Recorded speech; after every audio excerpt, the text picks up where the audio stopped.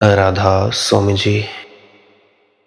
वाणी वाणी उस अज्ञात परमात्मा की जिसका ना तो कोई आदि है ना ही कोई अंत है, जिसको ना तो कभी जाना गया है और ना ही वह जाना जा सकता है, परंतु हाँ, उस परमात्मा में डुबकी जरूर लगाई जा सकती है।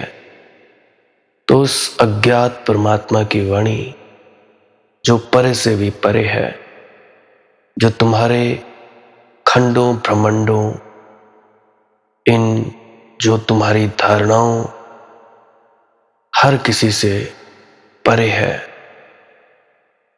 आज की सत्संग वीडियो का विषय है, मरते वक्त बहुत से लोग नाम के अमृत से खाली क्यों रह जाते हैं। नामदान इतने लोगों ने लिया, लाखों की संख्या में लोगों ने नामदान लिया, मरते वक्त रोते हुए क्यों जाते हैं। सारी उम्र दुखों में काटी और मरते वक्त भी खाली के खाली क्यों चले जाते हैं। तो चलिए इसी विषय के संदर्भ में आज की सत्संग वीडियो आरंभ करते हैं। गुरु प्यारी सत्कार योग सत्संगत जी, आप सभी के भीतर बैठे परमात्मा को मेरा प्रणाम। आप सभी के पावन चरणों में मेरा प्रणाम। विनती करना चाहता हूं, जो भी व्यक्ति इस वीडियो को सुनने जा रहा है, कृपया अंत तक सुनने की कृपालता जरूर करें जी। हो सकता है आपके किसी प्रश्न का जवाब मिल जाए, जिससे आपका मन ठहर जाए और आपका ये जो मन भजन सिमरन के वक्त तंग करता है, आप तंग न होकर तरक्की कर पाए। बाकी आपकी अपनी मौज है, आपकी अपनी दिली इच्छा है। सत्संग की शुरुआत एक बात से करूंगा जो मुझे हरदम याद आती है। मेरी आत्मा किसी फल की तरह पक गई है और मेरी देह पुराने किसी वृक्ष की तरह थक गई है। माना कि इस देह की उम्र तुम लोगों के मुताबिक 27-28 की है, परंतु ये इतनी जल्दी पक गई कि इस देह में मुझे भी नहीं पता पहले वृक्ष गिरेगा या फल, क्या जाने।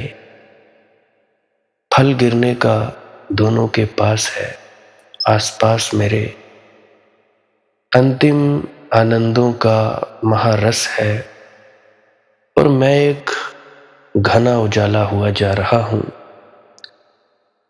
अनजाने तत्वों से निरंतर छुआ जा रहा हूं। मेरा यह वृक्ष थकी देह है और मेरी आत्मा पका फल। गिरने का फल, दोनों का पास है आसमान, जरूरत से ज्यादा पीला हो गया है और प्रतिबिंबित है आत्मा के पके फल का रंग। ऊपर उठकर उस पीलेपन पर मन पर कुछ इंद्रधनुष जैसा खिंच गया है। अंतिम आनंदों का महारस वर्षा की एक छड़ी है मानो। जीवन की संध्या की यह मन जीती खड़ी है मानो। लेकिन बहुत कम ऐसे सौभाग्यशाली लोग हैं जो जीवन की अंतिम घड़ी में ऐसा कह सके कि जीवन की संध्या की यह मन जीती खड़ी है मानो। अंतिम आनंदों का महारस वर्षा की एक छड़ी है मानो। बहुत कम सौभाग्यशाली ऐसे लोग हैं जो ये कह सके, जो मृत्यु द्वार पर दस्तक दे, क्या आसपास मेरे अंतिम आनंद का महारास है और मैं एक घना उजाला हुआ जा रहा हूं, अनजाने तत्वों से निरंतर छुआ जा रहा हूं। प्रेमी सज्जनों, भाइयों, बहनों, मित्रों, बड़े दादा दादियों, मरते सभी हैं, लेकिन कुछ ऐसे मरते हैं कि मरकर अमृत को पा लेते हैं। जीते सभी हैं, लेकिन कुछ ऐसे जीते हैं कि जीवन को जान ही नहीं पाते, और कुछ ऐसे जीते हैं कि जीवन में ही महाजीवन की झलक पकड़ आ जाती है। जीवन को ऐसे जीना कि जीवन का सत्य पकड़ में ना आए, यह संसार है। और जीवन को ऐसे जीना कि जीवन का आधार पकड़ में आ जाए, वो है नाम की प्राप्ति या संन्यास ले लेना। चाहे तुम गृहस्थ हो तब भी तुम सन्यासी हो। संन्यास और संसार जीवन को जीने की शैलियों के नाम है। नामदान बस एक मार्ग है, उस नाम की प्राप्ति उसका फल है। धन्य भागी हैं वे लोग जिनको नाम की प्राप्ति हो जाती है, जो नाम में लीन रहते हैं। कभी कभार बाहर आते हैं उस नाम से तुम्हारा उद्धार करने के लिए। तुम लोगों को उस पार की खबर दे जाने के लिए कि घबराओ मत, उस पार भी जीवन है। परंतु संसारी अभागा है, क्योंकि जिएगा तो जरूर, लेकिन पाएगा कुछ भी नहीं। सोचो, क्या तुम लोगों ने पाया कुछ? नहीं पाया। दौड़ेगा बहुत, पहुंचेगा कहीं भी नहीं। बड़ी आपाधापी और हाथ में अंततः राख के सिवाय कुछ भी नहीं। बहुत भाग दौड़, बड़ी चिंता, बड़ा संघर्ष, और मिलता क्या है अंत में? कब्र या शमशान ने जलाकर खाक कर दिए जाते हैं। सन्यासी कौन है? नाम के अमृत को पीने वाला कौन है? वही है जो जीवन को जाग कर जीता है, जो जीने में जागने को जोड़ देता है, जो जीवन के अंधेरे में ध्यान का दिया जला लेता है। फिर पहचान होने लगती है परमात्मा से, फिर रोज रोज घनी होने लगती है ये पहचान। आलिंगन रोज रोज गहरा होने लगता है, और यह मिलन महामिलन बन जाता है। वह घड़ी फिर दूर नहीं जब छूटना नहीं हो सकेगा, और तब तुम्हारे जीवन का अंधेरा भी उजाला हो जाएगा, और रात भी दिन, और मृत्यु भी अमृत। आसपास मेरे अंतिम आनंदों का महारास है, और मैं एक घना उजाला हुआ जा रहा हूं, अनजाने तत्वों से निरंतर छुआ जा रहा हूं। मन पर कुछ इंद्रधनुष जैसा खिंच गया है, अंतिम आनंदों का महारास। वर्षा की एक झड़ी है मानो, जीवन की संध्या की यह मनचिती घड़ी है मानो। लेकिन संध्या के सौंदर्य को वे ही जान पाएंगे जिन्होंने प्रभात का सौंदर्य भी जाना है और भरी दोपहरी का आनंद भी। जो पल पल घड़ी घड़ी उसके नृत्य को पहचानते चले, वे संध्या में उसका महाराज देख सकेंगे। कोई श्री कृष्ण कोई निधि वन में नहीं महाराज फरमा रहे हैं, तुम्हारे ही भीतर निधि वन है, निरंतर महाराज हो रहा है। बड़ी मुश्किल होती है बात उस महाराज से हटने की, क्योंकि कुछ कर्ज फर्ज हैं, कुछ वायदे हैं जिनको निभाना भी जरूरी है।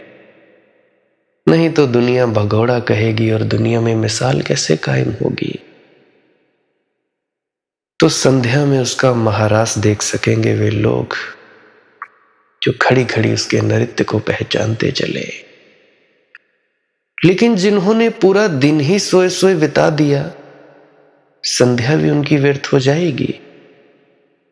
और ये संध्या, मैं किस संध्या की बात कर रहा हूं? मृत्यु की। कि जिन्होंने जीवन भी बेहोशी में बिताया, उनका तो मृत्यु भी बेहोशी में ही जाएगी। जिन्होंने सारी जिंदगी उस परमात्मा का रस, उस अमृत को न चखा हो, मरते वक्त कैसे चख पाएंगे? भरोसा जितना मर्जी हो तुम्हारा, कोई दाढ़ी मूछ वाला, सफेद दाढ़ी मूछ वाला बाबा ले जाएगा? नहीं ले जाएगा। भ्रमों में मत पड़ो।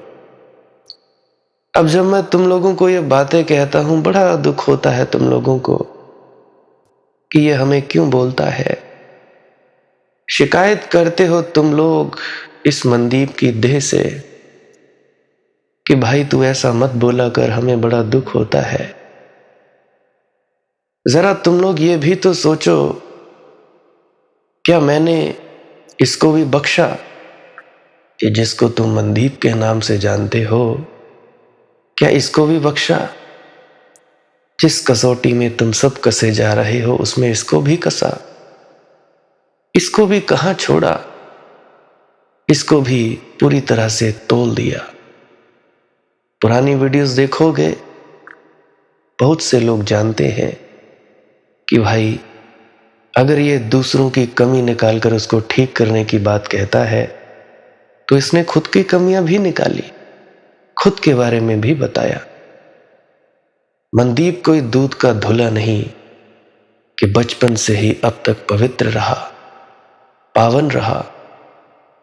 बहुत से ऐसे होंगे तुम लोगों में से जिन्होंने कभी कोई पाप ना कमाया होगा, परंतु जितने पाप इस देह में बैठकर कमाए, बड़ी मुश्किल बात है किसी ने कमाए होंगे।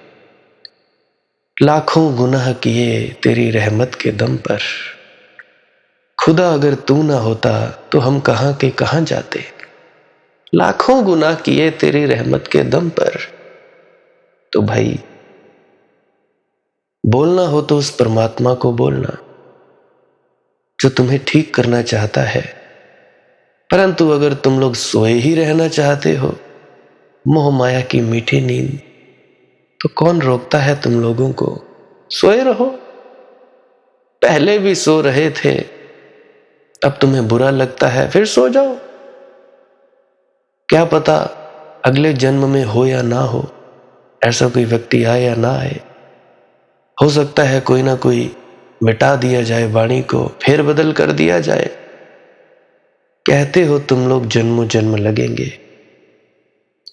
तो जन्मों जन्म लगेंगे, आखिरी जन्म कब होगा? क्या यह जन्म आखिरी नहीं हो सकता? हो सकता है। यह मैं उन लोगों से कह रहा हूं जो अभी छोटी उम्र के हैं, 22, 25, 30, 45, उन लोगों से कह रहा हूं।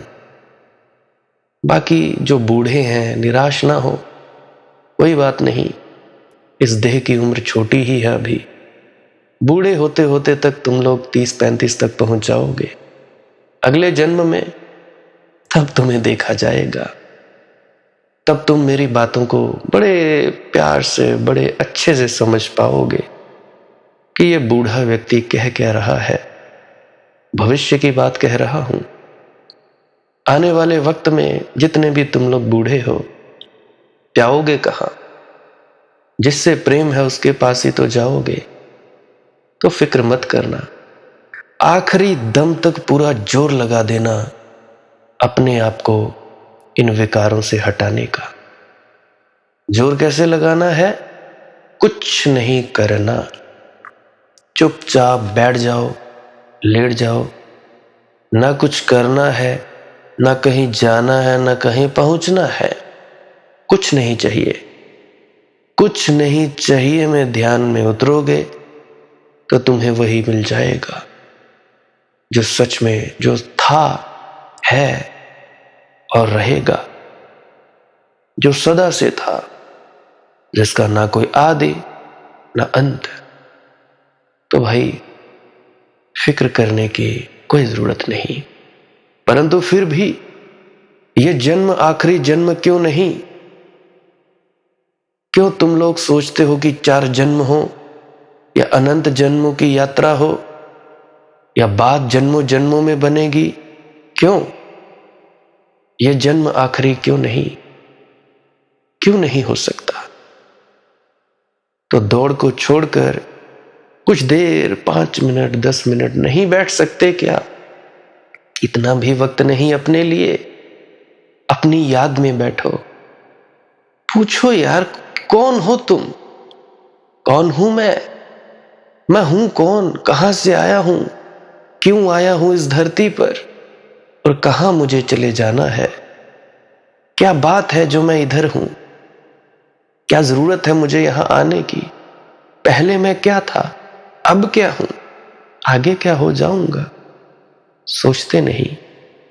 अपनी जरूरत के हिसाब से कमाओ धमाओ, हर कुछ करो, परंतु 5 या 10 मिनट खुद के लिए भी तो निकालो कि भाई हम कौन है, कहां से आए हैं, किधर जाना है। अगर तुम्हें जवाब मिले कि तुम आत्मा हो, तो सोचो आत्मा होना क्या होता है। क्या तुमने जाना? नहीं जाना। अगर नहीं जाना तो जानने में संलग्न हो जाओ, बिल्कुल संलग्न हो जाओ। काम धंधे करो, घर की जिम्मेवारियां निभाओ, संसार में अच्छे से रहो, ईमानदारी से रहो। और 5 मिनट 10 मिनट 15 मिनट अपने आप के लिए निकालो कि मैं हूं कौन भाई। और यह मैं हूं कौन, इसका जवाब मिलेगा भीतर उतरने से। नींद में जिस प्रकार तुम जाते हो, ध्यान में भी उसी प्रकार जाया जाता है। नींद में भी ढीला छोड़ देते हो, ध्यान में भी ऐसे ढीला छोड़ देना है। बस जागे जागे गए गहरी नींद में समाधि, सोए सोए गए गहरी नींद में तो गाढ़ी नींद, क्या फर्क पड़ता है। तो भाई अधिक लोगों की जीवन की यात्रा तो व्यर्थ है ही, मृत्यु की मंजिल भी व्यर्थ हो जाती है। और इसीलिए तो तुम इतने डरे हुए हो मृत्यु से, मौत से। तुम्हारा डर मौत का डर नहीं है, तुम्हारा डर इसी बात का है कि अभी तो जीवन जिया नहीं, कहीं मौत ना आ जाए। अभी तो फल पका नहीं, कहीं डाल से गिर ना जाए। अभी तो वृक्ष फूला भी नहीं, कहीं सूख ना जाए। अभी बसंत तो आया ही नहीं और ये पतझड़ आने लगा, और ये पत्ते सूखने और झरने लगे। तुम्हारा डर मृत्यु का डर नहीं है, तुम्हारा डर है कि आज तक तो मैं व्यर्थ ही कर रहा हूं और कल का कुछ भरोसा ना रहा। याद रखना मेरी एक बात, मौत तुमसे कल छीन लेगी, आने वाला कल, और क्या छीनेगी। लेकिन जो आज जिया है उससे क्या छीन सकती है मौत। मौत सिर्फ कल छीन सकती है, आज नहीं छीन सकती। मौत सिर्फ भविष्य छीन सकती है, वर्तमान नहीं छीन सकती। तुम मौत की नपुंसकता देखते हो, सिर्फ भविष्य छीन सकती है। भविष्य जो कि है ही नहीं, वर्तमान को नहीं छीन सकती। वर्तमान जो कि है अभी और यहीं इसी क्षण में है। क्या तुम लोगों को मालूम सत्संग सुनते सुनते इतना आनंद और मजा क्यों आता है? बहुत से लोग होंगे जिनको समाधि भी लग जाती है, पता नहीं लगता कहां खो गए। 100 में से 33% ऐसे लोग हैं, उनको आनंद बड़ा आता है। क्या कारण है?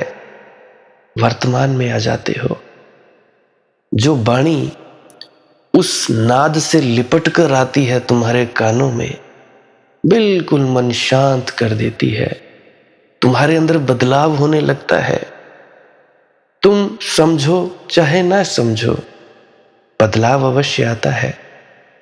एक दिन सुनने मात्र से ही तुम्हारे अंदर इतनी शांति आती है। एक दिन सुना, 2 दिन, 3 दिन, 6 महीने में इतना बदलाव, इतनी शांति, ये तुम लोग महसूस करते हो। समझ आया ना आए, कोई फर्क नहीं पड़ता। अगर तुम लोग पूरी की पूरी वीडियो सुनते हो तो इतना शांति और इतना आनंद, बदलने लगते हो तुम लोग। कितने हो तुम लोग जिनकी जिंदगियां बदली? कितने हो तुम लोग जिनके घर शांति हो गई? तुम लोग हो गवाह, तुम्हें पता है। तो भाई, जो व्यक्ति वर्तमान में जीना सीख ले, वही सच्चा नामी सज्जन है। और जो वर्तमान में जी लेता है, वह परमात्मा से परिचित हो जाता है, क्योंकि वर्तमान परमात्मा की अभिव्यक्ति है।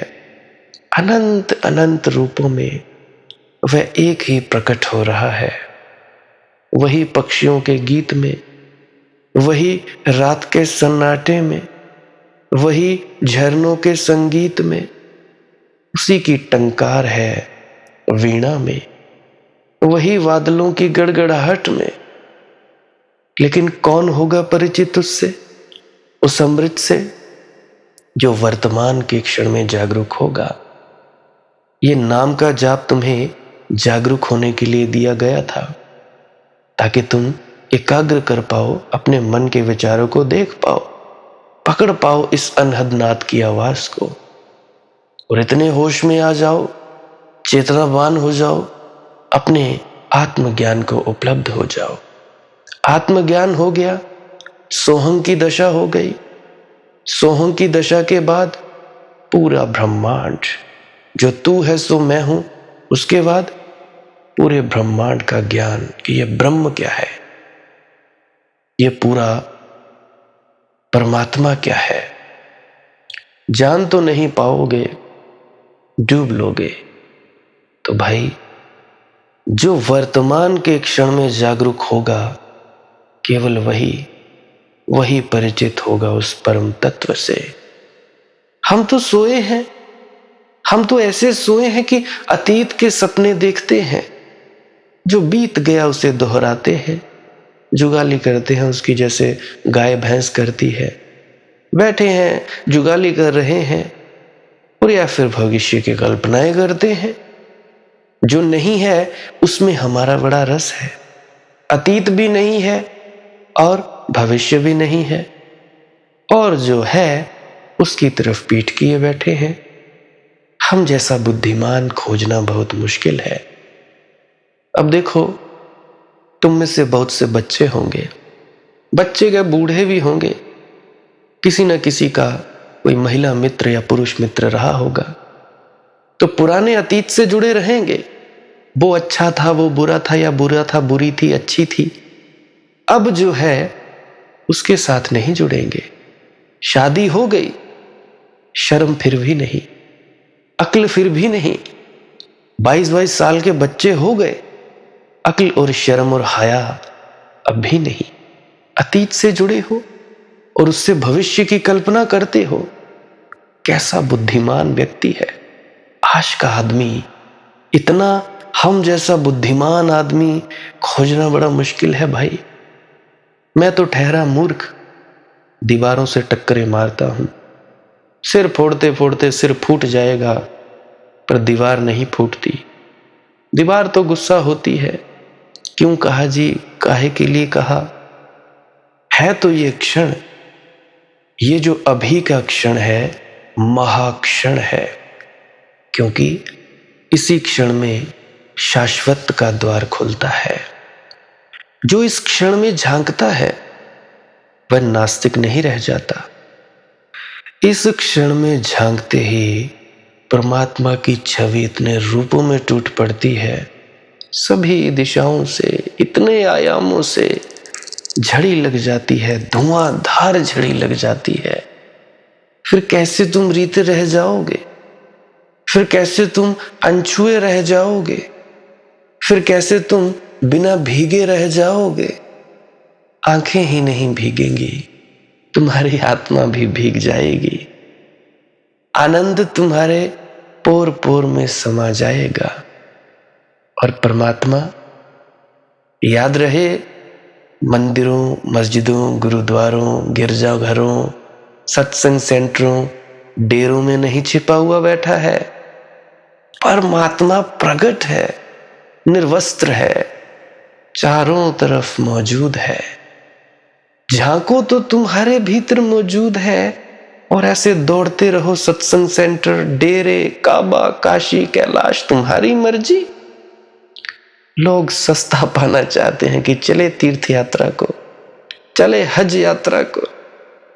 परमात्मा इतना सस्ता नहीं मिलता। अपने से बाहर ढूंढने की कोशिश करते हो। कोई पति दुखी हुआ पड़ा है, पत्नी जाने नहीं देती जी। कोई पत्नी दुखी पड़ी है, पति जाने नहीं देता जी, सत्संग सेंटर, डेरे में नहीं जाने देता। अरे मूर्खो, परमात्मा इतना सस्ता है? परमात्मा इतना सस्ता नहीं मिलता। नहीं तो सब डेरे में जाने वालों को मिलता, सब सत्संग सेंटर जाने वालों को मिलता। पूछो, मिला? मिला? पूछो इनसे, ये जो हर भंडारों पे जाते हैं सेवा को, मिला इनको? नहीं मिला। जब गुरुदेव खुद कहते हैं कि मिलेगा भाई, अंदरों मिलेगा, सब कुछ घर में बाहर नहीं, बाहर ढूंढे सो परम पुलाही। सब कुछ घट में, इस घट में, इस देही विच नाम निधान है। इस देह में, जिस देह में तुम लोग बैठे हुए हो, इसमें, बाहर नहीं। पहले उन्होंने तुम्हें तीर्थों, मानसरोवरों और बाकी कर्मकांडों से बचाया, अब तुम लोग उसके साथ चिपक गए जिसने तुम्हें बचाया। शिक्षा पर जोर नहीं देते, माथे टेकने, राधा स्वामी बुलाने, नाक रगड़ने पे जोर देते हो। कौन कहेगा तुमको? परंतु क्या कहें, तुम लोग हो ही इतने बुद्धिमान, क्या कहा जा सकता है। परमात्मा इतना सस्ता नहीं मिलता, नहीं तो हर तीर्थ यात्री को मिल जाए। और कुछ लोग तो तीर्थों में अड्डा जमाकर ही बैठे हैं। ऐसे देखो, तुम लोग डेरे जाओगे, वहां पे डेरा निवासी बैठे हैं। बुरा ना मानना, 95% लोग अहंकारी हुए बैठे हैं। 95% लोग डेरा निवासी। अगर डेरा निवासी भी मुझे सुन रहे हैं तो भाई बुरा मत मानना, ये तुम्हारी सच्चाई है। तुम लोगों को अहंकार हो गया है, अहंकार की बू आती है। मिलता हूं, जाता हूं, आता हूं तो मुझे पता लगता है। तो भाई सुधार लो, गुरु की बदनामी ठीक नहीं।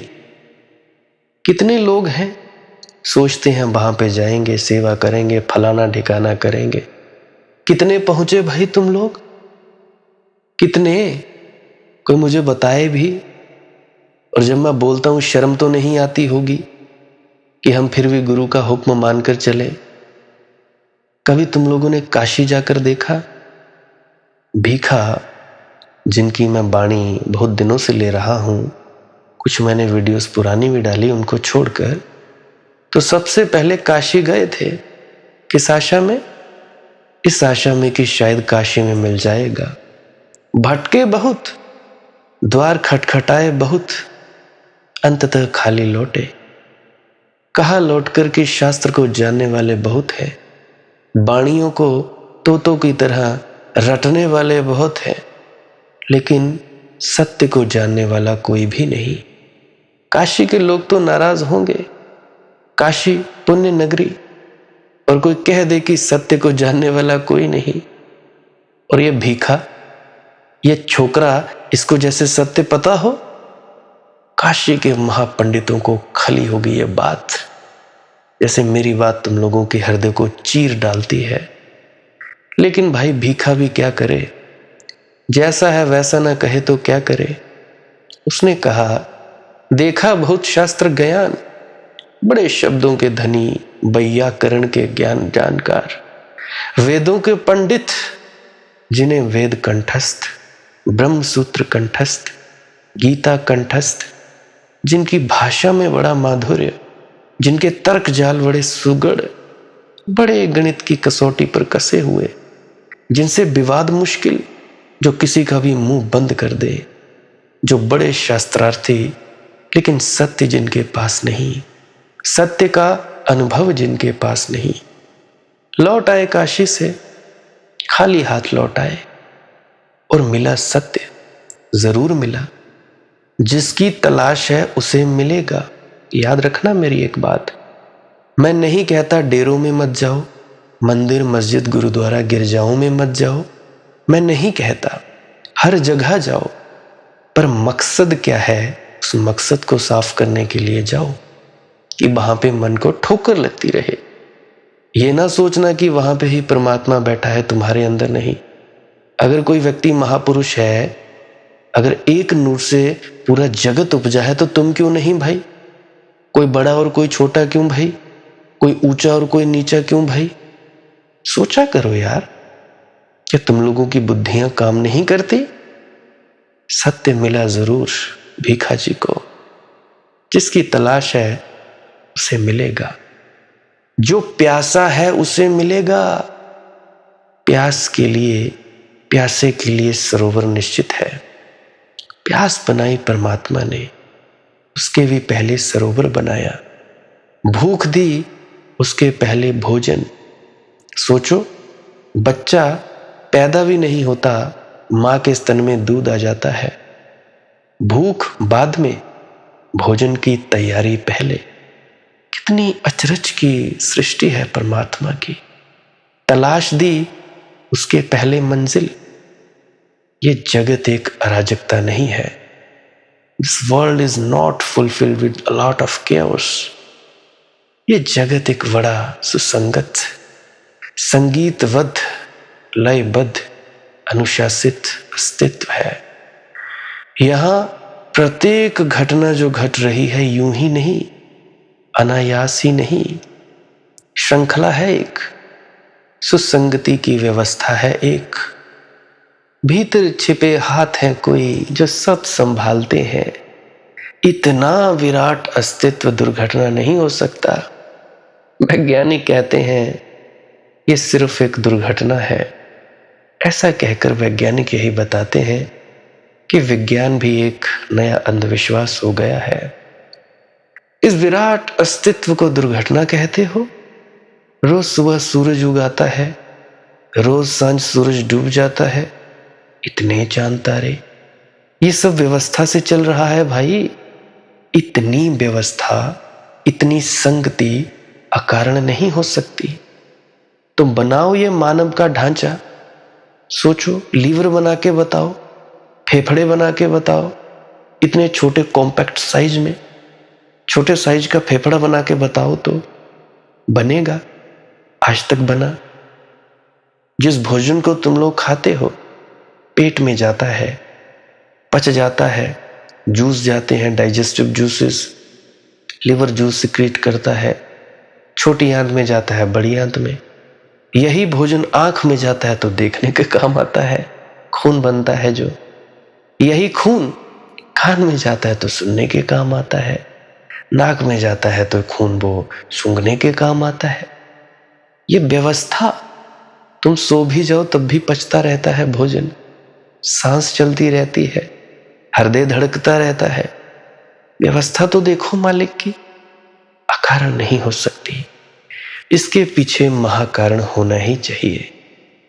तुम्हें अगर रेगिस्तान में एक घड़ी पड़ी मिल जाए तो क्या तुम कह सकोगे ये अनायास ही पैदा हो गई होगी? सदियों सदियों तक हवा के थपेड़े खाते खाते, रेत और पत्थर की चोट और वर्षा और धूप धाप इस सब चोट खाते खाते ये यंत्र बन गया होगा, ये घड़ी बन गई होगी? नहीं, तुम ऐसा ना कह सकोगे। बड़े से बड़ा वैज्ञानिक भी ऐसा ना कह सकेगा। वह भी कहेगा कि कोई यात्री आया होगा। मैंने सुना है कि हिंदुस्तान में जेल खाने में 3 कैदी बंद थे, किसी जेल में। तो कोई जेल खाने को देखने आया था। उसने पहले कैदी से पूछा कि भाईजान, तुम क्यों बंद हो? उसने कहा कि जी घड़ी के कारण। पूछने वाला समझा नहीं कुछ। उसने कहा घड़ी के कारण? क्या तूने घड़ी चुराई थी? उसने कहा नहीं नहीं, समझे नहीं आप, मेरी घड़ी थोड़ी धीमी चलती है, इसलिए मैं रोज ऑफिस देर से पहुंचता था, सो उन्होंने मुझे जेल में डाल दिया। दूसरे से पूछा कि भाई तुम क्यों बंद हो? उसने कहा जी मैं भी घड़ी के कारण। तो उन्होंने कहा कि भाई हद हो गई, तुम्हारी घड़ी भी क्या धीमे धीमे चलती थी? उसने कहा कि जी नहीं नहीं, मेरी घड़ी रोज तेज चलती थी, मैं रोज ऑफिस जल्दी पहुंच जाता था, तो शक हो गया कि जल्दी क्यों आता हूं, कुछ मतलब होगा, रोज जल्दी क्यों आता हूं, कोई फाइल चुरानी हो या चोरी चकारी करनी हो। तीसरे से पूछा और भैया तू बता, तुम क्यों बंद हो?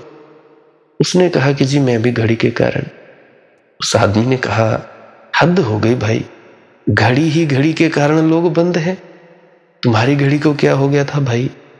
उसने कहा जी क्या कहें, मेरी घड़ी बिल्कुल ठीक समय पर चलती थी, मैं ठीक समय पर ऑफिस पहुंचता था। तो उस आदमी ने पूछा कि चलो इसको पकड़ा कि घड़ी धीमे चलती है, देर से पहुंचता था, इसको पकड़ा कि जल्दी पहुंचता था, तुमको क्यों पकड़ा भाई? उन्होंने कहा मुझे इसलिए पकड़ा कि उन्हें शक हुआ कि घड़ी इंपोर्टेड है, बिना टैक्स चुकाए भीतर लाई गई है, भारत में तो नहीं बनी, इतना पक्का है, बाहर की होगी। तो घड़ी तुम्हें पड़ी मिल जाए रेगिस्तान में तो तुम एकदम से ना कह सकोगे कि आसमान से गिरी या अपने आप पैदा हो गई। इतने विराट अस्तित्व को आकस्मिक कहते हो? तो विज्ञान भी फिर अंधविश्वास की बातें करने लगा। बड़े वैज्ञानिक ऐसा नहीं कहते। प्रसिद्ध वैज्ञानिक एडिंगटन ने अपने जीवन संस्मरण में लिखा है कि जब मैं युवा था तो सोचता था कि जगत एक वस्तु है, वस्तु मात्र, कोई चैतन्य नहीं। लेकिन अब अपनी वृद्धावस्था में, बुढ़ापे में, जीवन भर के अनुभव के बाद मैं यह कह सकता हूं कि जगत वस्तु जैसा नहीं मालूम होता, विचार जैसा मालूम होता है, और विचार भी एक सुसंगत विचार। इसके पीछे कुछ रहस्य छिपा मालूम होता है। एल्बर्ट आइंस्टीन ने कहा कि आकाश और चांद तारों को खोजते खोजते एक बात तय हो गई कि रहस्यवादी जो कहते हैं, संत जन जो कहते हैं, ठीक ही कहते होंगे। इतना रहस्य है कि इसके पीछे कोई और अदृश्य हाथ होने ही चाहिए। तो जो व्यक्ति वर्तमान के क्षण में डुबकी मारेगा, रहस्य में डुबकी लग जाएगी उसकी। और रहस्य परमात्मा का दूसरा नाम है, अज्ञात परमात्मा। परमात्मा शब्द का उपयोग चाहे न भी करो तो चलेगा, क्योंकि परमात्मा शब्द बहुत गंदा हो गया है, गलत हाथों में पड़ा रहा। पंडित, पुजारी, पुरोहित, मौलवी, उन्होंने इस शब्द को इतना घिसा है, इतना पिसा है, इस शब्द के साथ इतने खेल किए हैं, इतना शोषण किया है, इस शब्द के आसपास इतने जाल रचे, मकड़ियों के जाल, जिनमें ना मालूम कितने लोगों को फंसाया है। यह शब्द अश्लील हो गया है। अब इस शब्द का उच्चारण करते हुए विचारशील व्यक्ति थोड़ा झिझकता है। पश्चिम के एक बहुत बड़े विचारक फूलर ने एक प्रार्थना लिखी है। प्रार्थना बड़ी बेहुदी है। प्रार्थना जैसी जरा भी नहीं। और फूलर जैसा समझदार आदमी और ऐसी प्रार्थना लिखेगा, बड़ी चौंकने वाली बात है। लेकिन कारण साफ है कि ऐसी प्रार्थना क्यों लिखी, क्योंकि हमारे शब्द, सारे महत्वपूर्ण शब्द गलत हाथों में पकड़कर गलत हो गए हैं। फूलर की प्रार्थना शुरू ऐसे होती है कि हे परमात्मा, लेकिन मैं साफ कर दूं कि परमात्मा से मेरा क्या अर्थ है। अब यह प्रार्थना है कि पहले मैं साफ कर दूं कि परमात्मा से मेरा क्या अर्थ है। मेरे 3 अर्थ हैं। इस तरह प्रार्थना चलती है कि मेरी आत्मा को शांति दो। पहले मैं ये बता दूं कि मेरा आत्मा से क्या अर्थ है और शांति से मेरा क्या अर्थ है। ऐसी प्रार्थना चलती है। प्रार्थना चलती कई पेजों तक, उसमें प्रार्थना जैसा कुछ भी नहीं लगता। ऐसा लगता है जैसे कोई बच्चा प्राइमरी स्कूल का शिक्षक को उत्तर दे रहा हो, भूगोल के कि इतिहास के, मगर प्रार्थना जैसा कुछ भी नहीं है। मगर फूलर का डर मैं समझता हूं। परमात्मा शब्द का उपयोग करो, तत्क्षण डर लगता है कि लोग समझेंगे कि तुम वही परमात्मा की बात कर रहे हो जिसके आधार पर पंडित पुरोहित आदमी की छाती पर सवार रहे हैं। आत्मा की बात करो, तत्क्षण डर लगता है कि वही साधु सन्यासी जिन्होंने आदमी की गर्दन दबाई है, आत्मा के नाम पर आत्मा मारी है, उन्हीं की बात कर रहे हो। तो फूलर को समझना पड़ता है कि परमात्मा से मेरा अर्थ क्या, और समझाना भी पड़ता है आत्मा से मेरा अर्थ क्या। अर्थ समझाने में ही इतनी लंबी प्रार्थना हो जाती है कि उसमें से प्रार्थना का तत्व खो जाता है। प्रार्थना में तो एक निर्दोषता होनी चाहिए, एक सरलता होनी चाहिए, एक भाव होना चाहिए, एक मस्ती होनी चाहिए। मस्ती वगैरह तो बची कहाँ, गणित का हिसाब हो गया। फूलर वैज्ञानिक है, सो प्रार्थना भी वैज्ञानिक हो गई। मगर जिन्होंने वर्तमान के क्षण में डुबकी लगाई है, उन्होंने प्रार्थना परमात्मा को निश्चित जाना है। वे परमात्मा उसे कहें या ना कहें, बुद्ध ने नहीं कहा, पंडित पुरोहितों के कारण नहीं कहा। लोग सोचते हैं महात्मा बुद्ध ने परमात्मा शब्द का उपयोग नहीं किया क्योंकि वे नास्तिक थे। लोग गलत सोचते हैं। लोग बुद्ध को नहीं जानते। असल में बिना बुद्ध हुए बुद्ध को जानने का कोई उपाय भी नहीं है। संत को जानने का उपाय ही एक है कि संत हो जाओ। अब तुम लोग बोलते हो कि मेरा मास्टर परफेक्ट है, मेरा गुरु पूरा है, तो गुरु पूरा हो गया अगर तुम लोगों ने यह जान लिया तो इसका मतलब तुम पूरे हो गए। अब कोई व्यक्ति है पीएचडी होल्डर, अब पीएचडी होल्डर को जानने का एक ही रास्ता है कि उसके लेवल तक चले जाओ, तब हम कह सकेंगे कि हाँ ये व्यक्ति बिल्कुल पीएचडी होल्डर है। अब मैं वीडियो एडिटर हूँ, अपना लैपटॉप देखना जानता हूँ, ठीक करना जानता हूँ, पीसी असेंबल करना जानता हूँ, ठीक भी करना जानता हूँ, तो दूसरा व्यक्ति अगर वो भी करना जानता है तो मैं उसको भी पहचान लूँगा। कोई लेखक है तो लेखक को पहचान लेगा। तो गुरु तुम्हारा पूरा है कि नहीं पूरा, उसको कैसे किस कसौटी पर कसोगे भाई तुम? या तो गुरु पदवी पर चले जाओ और फिर गुरु को पूरा कहने की जरूरत भी क्या, प्रणाम करो, झुको गुरु के आगे, चुप हो जाओगे। तो साफ जाहिर होता है कि भाई तुम लोग झूठे हो। झूठों से ज्यादा कुछ नहीं, दौड़ते हो पीछे पीछे। एक सेकंड की देह को देखने के लिए तुम लोग दौड़ते हो, जबकि उन्होंने पूरा आयोजन किया होता है शनिवार के दिन भंडारे के वक्त। आयोजन पूरा किया जाता है कि भाई तुम लोग आराम से एक जगह पर बैठो, परंतु फिर भी भागते हो, दौड़ते हो। दौड़ो, मिल जाए तो मुझे भी बताना, मैं लोगों को उपदेश करता फिरूंगा कि दौड़ो, दौड़ने से कृपा हो जाएगी, मिल जाएगा। भाई ये कोई ऐसी वस्तु तो है नहीं कि हाथ छुआ लो, सिर पर हाथ रखा लो तो तुम किसी की नाम की दौलत लूट लोगे। ये लूटी नहीं जा सकती। कोई नहीं लूट सकता। कोई अपनी मर्जी से देना चाहे तो वो दे, नहीं देना चाहे तो क्या तुम छीन सकते हो? तो भाई बुद्धू कहते हैं कि महात्मा बुद्ध ईश्वर को नहीं मानते। बुद्ध और ईश्वर को ना माने तो कौन मानेगा? हाँ, मानते नहीं, जानते हैं, लेकिन शब्द का उपयोग नहीं किया, सोचकर नहीं किया, क्योंकि पंडित पुरोहितों का इतना जाल, इतना व्यवसाय, इतना उपद्रव, हवन यज्ञ, इतनी हिंसा कि महात्मा बुद्ध ने सोचा कि ईश्वर शब्द का उपयोग करना अर्थात इन्हीं पंडित पुरोहितों की जमात में खड़े हो जाना है। नहीं, चुप रहे वे। उन्होंने कहा, जाओ भीतर और जानो, मुझसे मत पूछो। जो है वह है, कहने से सिद्ध नहीं होता, इनकार करने से असिद्ध नहीं होता है।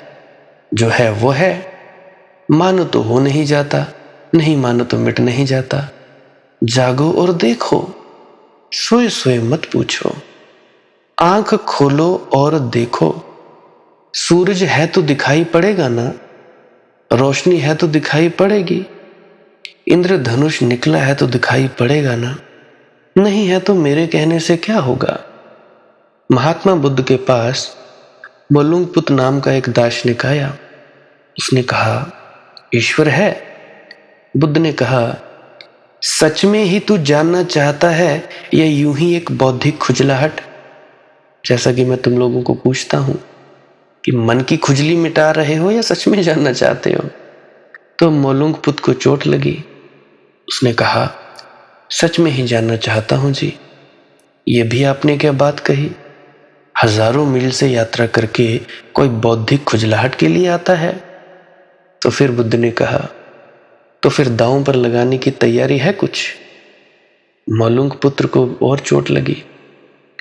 क्षत्रिय था, उसने कहा, सब लगाऊंगा दांव पर। हालांकि ये सोचकर नहीं आया था। पूछा उसने बहुतों से था कि ईश्वर है और बड़े वाद विवाद में पड़ गया था। मगर ये आदमी कुछ अजीब है, ये ईश्वर की तो बात ही नहीं कर रहा है, ये दूसरी ही बातें छेड़ दी कि दांव पर लगाने की कुछ हिम्मत है। मोलुंगपुत ने कहा, सब लगाऊंगा दांव पर। जैसा आप क्षत्रिय पुत्र हैं, मैं भी क्षत्रिय पुत्र हूं, मुझे चुनौती ना दे। बुद्ध ने कहा, चुनौती देना ही मेरा काम है।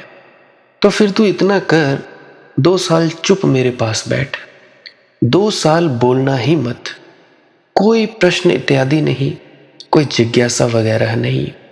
2 साल जब पूरे हो जाएं तेरी चुप्पी के, तो मैं खुद ही तुझसे पूछूंगा कि मोलुंगपुत, पूछ ले जो पूछना है, फिर पूछना, फिर मैं तुम्हें जवाब दूंगा। ये शर्त पूरी करने को क्या तू तैयार है?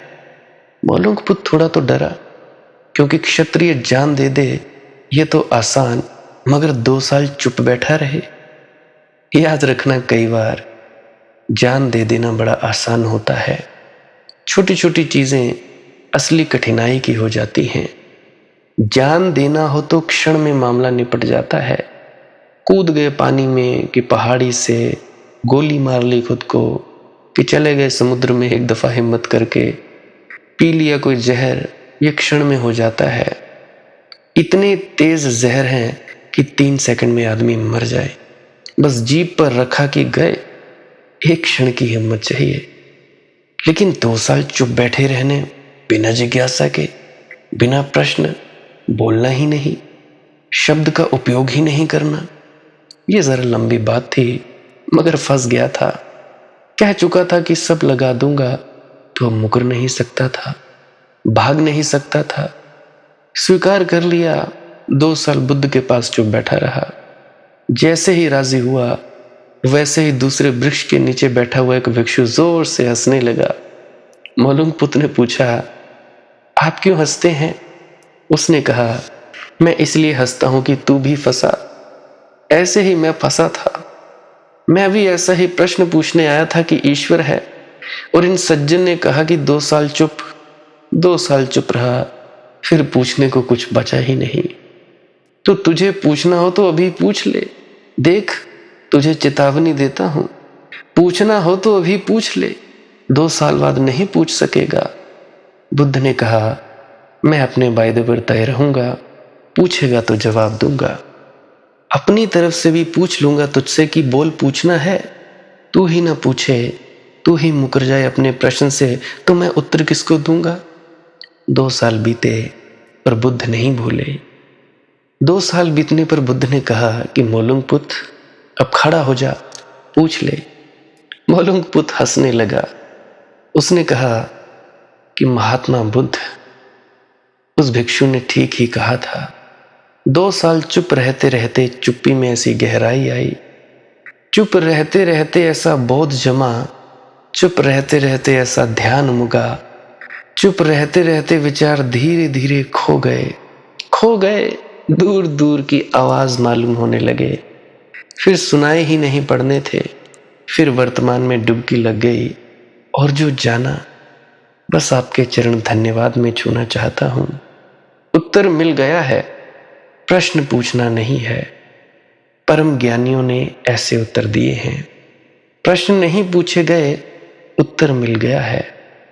प्रश्नों से उत्तर मिलते ही नहीं, शून्य से मिलता है उत्तर, और जो उत्तर मिलता है वही परमात्मा है।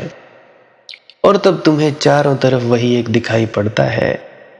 अभी कहीं नहीं दिखाई पड़ता, फिर ऐसी जगह नहीं दिखाई पड़ेगी जहां ना हो। अभी तुम पूछते हो परमात्मा कहाँ है, फिर पूछोगे परमात्मा कहाँ नहीं है।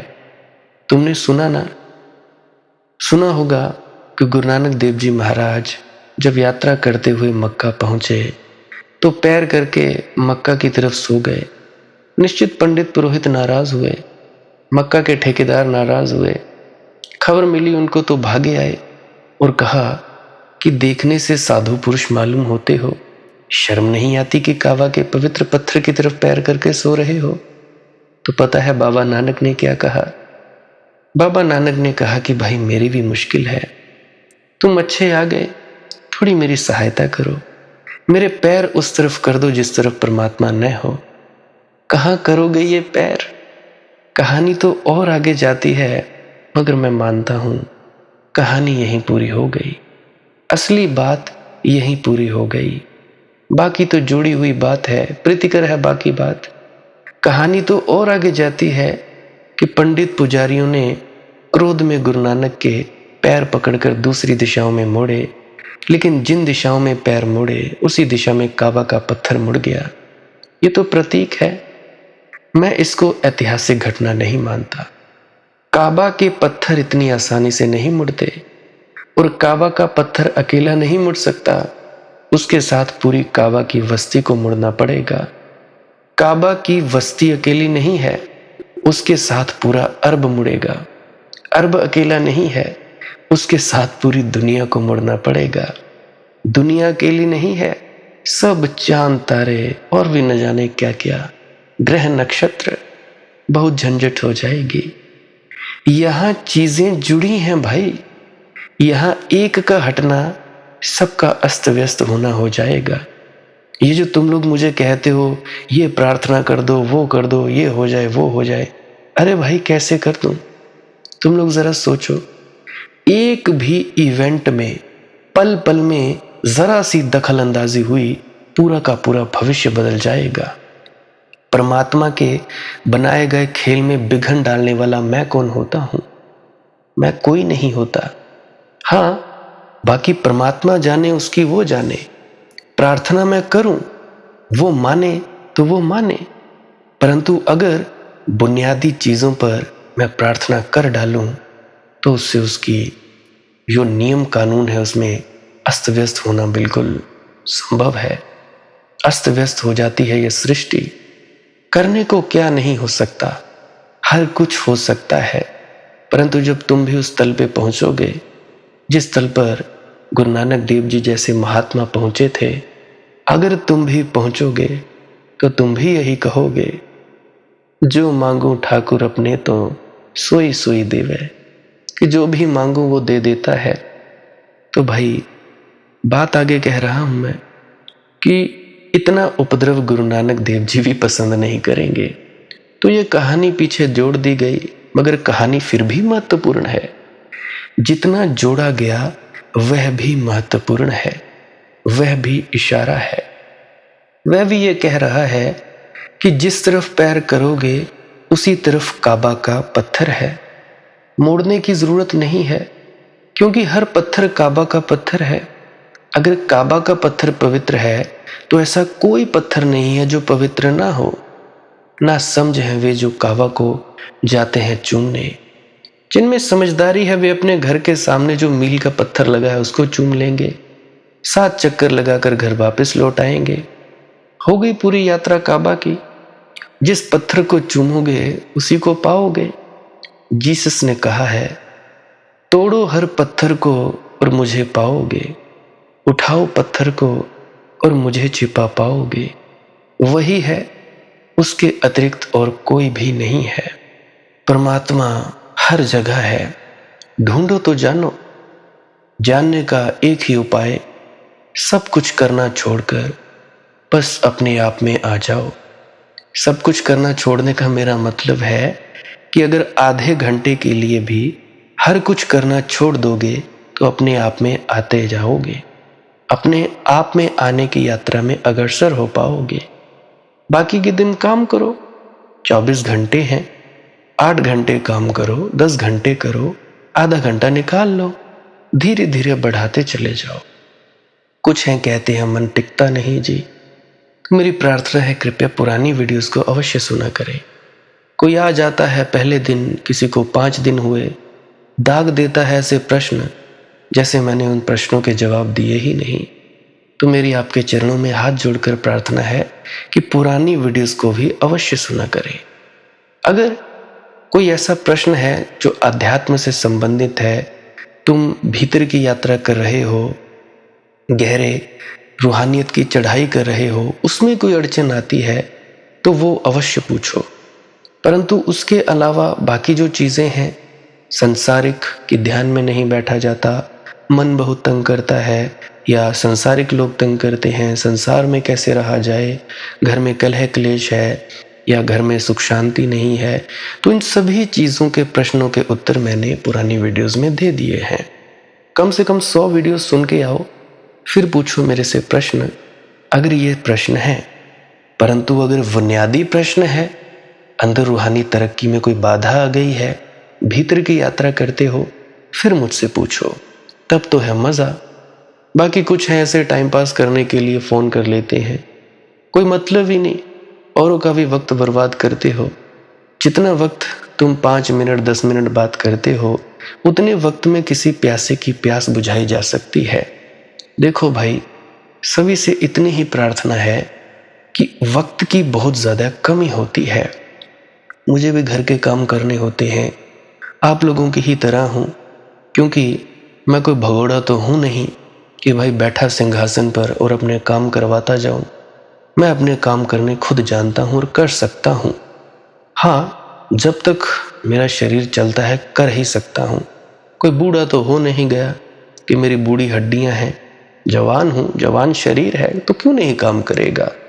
तो भाई मुझे भी आप लोगों की तरह काम करना होता है, तो वक्त की कमी है। तो टाइम पास करने के लिए फ़ोन करना ये तो कोई अच्छी बात नहीं, ऐसा मत किया करें। काम का प्रश्न, सीधी काम की बात, और मैं आपसे कोई मुआवजा भी नहीं लेता। मांगा तुम लोगों से कुछ कि मैं तुम लोगों को बता रहा हूँ। तुम साइकेट्रिस्ट के पास चले जाओ जो तुम्हारे दिमाग का इलाज करते हैं, सुनते तुम्हारी बातें, फीस रखी होती है। तो अगर फ्री में कोई चीज़ बांटी जा रही है तो उसकी कद्र किया करो, पूरी पूरी कद्र किया करो। तुम जाओ शिविर लगाने, 5,000 लेंगे, कोई 2,000 लेगा, कोई 3,000 लेगा। वीडियोस तो ऐसे मुहैया करवा रहा हूँ। बहुत से ऐसे बड़े बड़े चैनल हैं, ऐसे हैं जो तुमसे पैसा मांगते हैं प्रीमियमशिप का, कि ये वीडियो बहुत ही प्रीमियम है, ये बहुत ही उच्च कोटि की है, इसको तुम 2,000 में खरीदो, 3,000 में खरीदो। मैंने तो वो भी नहीं रखा है, बिल्कुल फ्री। अभी मैं देख रहा हूँ जो भी वीडियो यूट्यूब पे डाली जाती है, इनका मैं ऑडियो वर्जन अपलोड करूँ या स्पॉटिफाई पे या और किसी प्लेटफॉर्म पे, रिसर्च जारी है। बाकी थोड़ा सा वक्त मिलता है तो मैं करता रहता हूँ कि कैसे डाली जाती हैं ये वीडियोस। तो जल्द ही ऑडियो में भी मैं डालूँगा, जिससे कि आपका और भी ज़्यादा वक्त बच पाए। जैसे कि आप एक बार वीडियो लगाई तो सुनते ही चले जाओ, सुनते ही चले जाओ। जल्द ही ये चीज़ करूँगा। मेरी तो यही कोशिश रहती है कि हर कोई व्यक्ति आनंद में आ जाए। तुम लोग जितने भी दुखी हो, नामदान लेकर क्या हो गया तुम्हारा? दुख और बढ़ गया। क्या हुआ? कुछ फायदा नहीं हुआ। हाँ, 5-6 महीने हुआ फायदा, फिर वही रोने, फिर वही झंझट, फिर वही भेदभाव। तो इससे कुछ फायदा होने वाला नहीं है।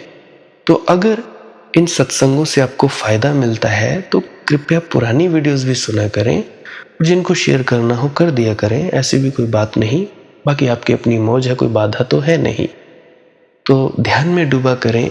अगर किसी के कोई दुख तकलीफ है तो कमेंट में लिख सकते हैं, पर एक बार बार विनती है कि पुरानी वीडियोस अवश्य सुना करो। कम से कम 100 वीडियोस सुना करो, उसके बाद संसारिक प्रश्न लेके आया करो। कम से कम 100।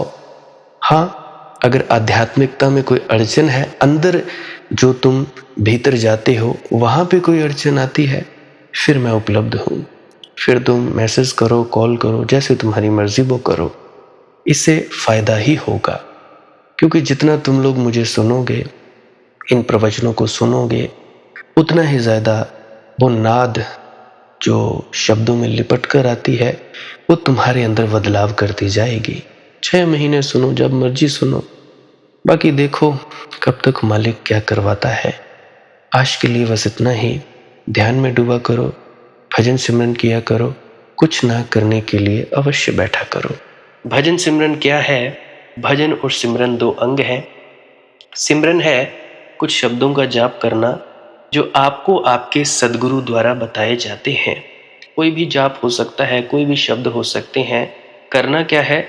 किसी कमरे में बैठ जाइए, या रात को बैठ सकते हैं, सुबह बैठ सकते हैं, या जब भी आपको फुर्सत के लम्हे मिले बैठ सकते हैं। तो जब बैठें तो शरीर को बिना हिलाए डुलाए बैठना है। जो बैठ नहीं सकता तो वो लेट जाए, जो चौकड़ी नहीं मार सकता वो टांगे सीधी कर ले। कोशिश ये रहनी चाहिए कि ज़्यादा से ज़्यादा वक्त शरीर को बिना हिलाए डुलाए बैठा जाए। उसके बाद अपने शब्दों का जाप शुरू कर दें। आंख बंद रखें। आंखों पर ज़्यादा जोर नहीं लगाना है, कोई कष्ट नहीं देना है, नहीं तो सर में दर्द होगा और फिर आप लोगों को परेशानी हो सकती है। तो आपने क्या करना है? चुपचाप शांत होकर बैठे रहना है, शब्दों का जाप शुरू कर देना है। जितनी देर भी आप करना चाहो, आधा घंटा, पौना घंटा, 10 मिनट, 15 मिनट, या जितनी भी आपको आपके सद्गुरु द्वारा दिया गया निर्देश है, जितना निर्देश है उसका पालन कीजिए। और उसके बाद दूसरा स्टेप करना बड़ा ही ज़्यादा ज़रूरी है। वो क्या है? वो उसी अवस्था में बैठे रहें या आसन भी बदल सकते हैं। ये जो शब्दों का जाप होता है ये एकाग्रता के लिए होता है, ताकि मन की एकाग्रता आ जाए। और जब मन की एकाग्रता आ जाए फिर दूसरा कदम क्या है? धुन सुनने के लिए बैठना। चुपचाप बैठे रहें, आंख बंद है, शब्दों का जाप बंद कर देना है। और अगर कोई भी आपके गुरु महाराज है, उनको आप स्मरण कर रहे थे, याद कर रहे थे, आंखों के सामने शक्ल ला रहे थे, तो उसको लाना बंद कर दीजिए। शब्द धुन सुन रही है तो सुनते रहिए। आंख बंद करके अंधेरे में ही टिके रहें। टिके रहना है और ये इच्छा नहीं करनी है कि कुछ दिखे, कहीं पहुंचा जाए, परमात्मा को पाना है, ये करना है, वो करना है। याद रखें, ना कुछ समझना है, ना कुछ देखना है। ऐसे ही अज्ञानी होकर इसी अंधेरे में पड़े रहें। इसी अंधेरे में पड़े रहना है बस। उसके बाद जो होगा सो होगा। और अगर कोई अनुभव हो भी गया तो इससे ये नहीं कि अगली बार फिर से कामना करनी है कि ये वैसे ही हो। कामना ही सबसे बड़ी अड़चन है, इच्छा ही सबसे बड़ी अड़चन है, किसी चीज की तृष्णा करना ही सबसे बड़ी अड़चन है, मांग ही वासना है। अगर परमात्मा चाहिए तो कुछ नहीं मांगना है, चुपचाप बस बैठो, अपने आराम में बैठो, अपने विश्राम में बैठो। धीरे धीरे धीरे वो होगा जो होना चाहिए। अगर मैं ज़्यादा बोलूँगा तो आप लोग फिर से उसकी कल्पना कर लोगे कि जी ऐसा होता है, खंड ब्रह्मांड ऐसे होते हैं, चांद तारे दिखेंगे, फलाना ढिकाना। तो मैं ऐसा नहीं कहूँगा। मैं बस इतना कहूँगा, जो कुछ दिखता है, कुछ भी दिख जाए, वो मन है, वो माया है। जो नहीं दिखता वही आत्मा है, वही आत्मा में होना है। अब जैसा कि तुम लोग इसी अंधेरे में टिके रहोगे, तो कुछ दिनों के बाद या महीनों के बाद एक प्रकाश आएगा। वो प्रकाश पूरे शरीर में फैलता जाएगा और धीरे धीरे तुम इस प्रकाश के सहारे अपने आप में स्थित होगे। अब देखो, इस प्रकाश को देखने वाले भी तुम हो और इस शब्द धुन को सुनने वाले भी तुम हो। अब जो ये शब्द धुन को सुनता है और प्रकाश को देखता है, ये तुम हो। तो अपने आप में स्थित होना है, अपने आप को जानना ही सच्चा आत्मज्ञान है। खुद को जानना, खुद को जान लिया, मालिक को फिर जान जाओगे। तो इतनी सी प्रक्रिया है। और आगे आप श्वास क्रिया भी कर सकते हो। ये मुझे बताई गई थी विजय शर्मा जी द्वारा। वो एक उच्च कोटि के संत हैं, तो उन्होंने मुझे बताई, मेरा फर्ज बनता है कि आप सभी को बताऊं।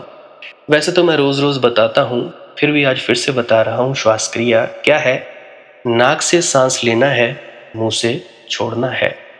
लंबा सांस लेना है नाक से और मुंह से छोड़ देना है। 15 मिनट करें, 20 मिनट करें, आधा पौना घंटा, जितनी देर भी आप कर सकते हो करें। करने के बाद करना कुछ नहीं है, चुपचाप आंख बंद करके बैठ जाना है। लेट सकते हो तो लेट सकते हैं, वो आपकी अपनी इच्छा है। नींद आ जाए तो सो जाना है, तो शरीर को कष्ट नहीं देना है। अगर सर घूमे घूमने देना है, अगर आपका शरीर कांपे तो कांपने देना है। उसकी आपने दिक्कत, परेशानी और चिंता नहीं लेनी है, ये सब होता ही है। और मरने से डर लगे तब भी नहीं डरना है, ये होता ही है। क्या कहा मैंने? 15 से 20 मिनट कर सकते हैं, उसके बाद चुपचाप बैठें और अपने भीतर अपने आप उतर जाओगे। ठीक है जी। प्रेग्नेंट लेडीज़ बिल्कुल ना करें, जिनको दिल की बीमारी है या गोलियां वगैरह खाते हैं वो भी बिल्कुल ना करें, और बाकी सब कर सकते हैं।